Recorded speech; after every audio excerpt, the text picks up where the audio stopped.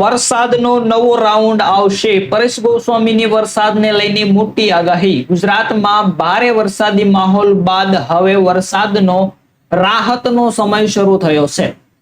હવામાન નિષ્ણાંત પરેશ ગોસ્વામીના જણાવ્યા મુજબ બંગાળની ખાડીમાં આવેલી અને ગુજરાત પર સક્રિય થયેલી ડીપ ડિપ્રેશન સિસ્ટમ બાદ હવે આ સિસ્ટમ નબળી પડીને પાકિસ્તાન તરફ આગળ વધી રહી છે.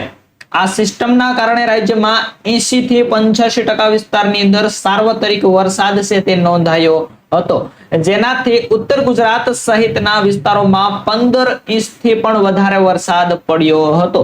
હવે આ સિસ્ટમ ધીમે ધીમે આગળ વધીને પાકિસ્તાન તરફ આગળ વધી રહી છે. ગુજરાતમાં આગામી 3 દિવસ મેઘરાજા બોલાવશે ભૂક્કા. ગુજરાતના ઘણા જિલ્લાઓમાં ભારે વરસાદનું રેડ એલર્ટ. ગુજરાતના મોટા ભાગના વિસ્તારની અંદર વરસાદની રેડ એલર્ટ જાહેર કરવામાં આવી છે, જેમાં ખાસ કરીને બનાસકાંઠા, સાબરકાંઠા, મહેસાણા, પાટણ અને સૌરાષ્ટ્ર કચ્છનો વિસ્તાર છે તેનો સમાવેશ થાય છે.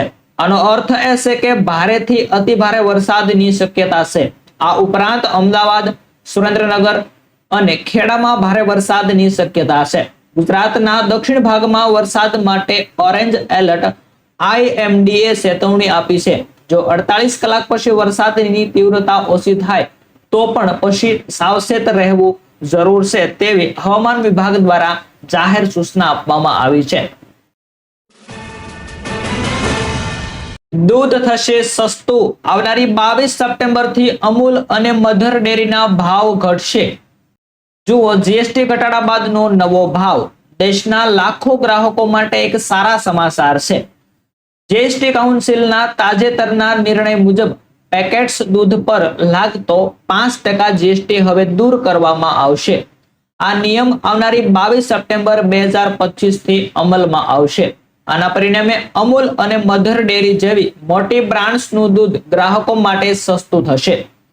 અંદાજ મુજબ આ નિર્ણયથી પ્રતિ લીટર દૂધ પર 3 થી 4 રૂપિયાનો સીધો ફાયદો થશે, જેનાથી સામાન્ય લોકોના ઘરના બજેટની અંદર મોટી રાહત મળી શકે છે.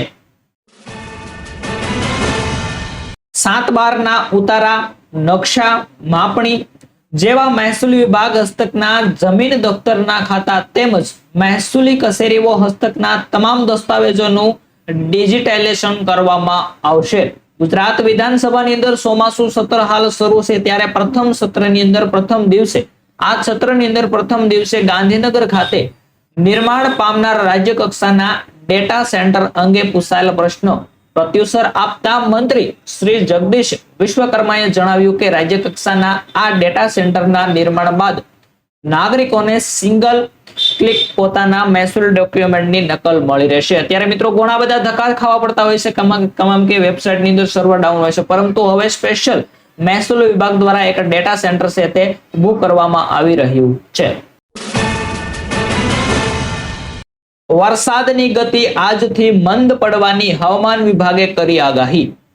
મેઘમહેરની સ્થિતિ વચ્ચે મંગળવારથી વરસાદની સ્થિતિ મંદ પડવાની આગાહી હવામાન વિભાગ દ્વારા વ્યક્ત કરવામાં આવી છે. મંગળવારે કચ્છમાં વરસાદનું યલો એલર્ટ આપવામાં આવ્યું, જ્યારે આ સિવાયના કોઈ પણ જિલ્લામાં કોઈ એલર્ટ હાલ નથી, પરંતુ સામાન્ય વરસાદ વરસી શકે છે. બીજી તરફ ડીપ ડિપ્રેશન ઉત્તર પશ્ચિમ તરફ આગળ વધી રહ્યું છે, જેથી ખાસ કરીને અમુક વિસ્તારોની અંદર સામાન્ય વરસાદ છે વરસી શકે. ગરીબોના હકનું રાશન લેવું પડશે મોંઘું. લાખોની આવક ધરાવતા લોકો માટે ખાસ સૂચના. જાણો કેટલો છે દંડ અને કેટલી થઈ શકે છે સજા.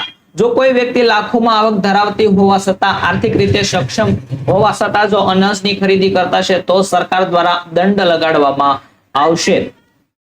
રાષ્ટ્રીય ખાદ્ય સુરક્ષા કાયદા હેઠળ આવી વ્યક્તિઓ પાસેથી ખોટી રીતે લીધેલા રાશનની રકમ વસૂલવામાં આવશે અને ગેરકાયદેસર પ્રવૃત્તિ બદલ કાનૂની કાર્યવાહી પણ થઈ શકે છે.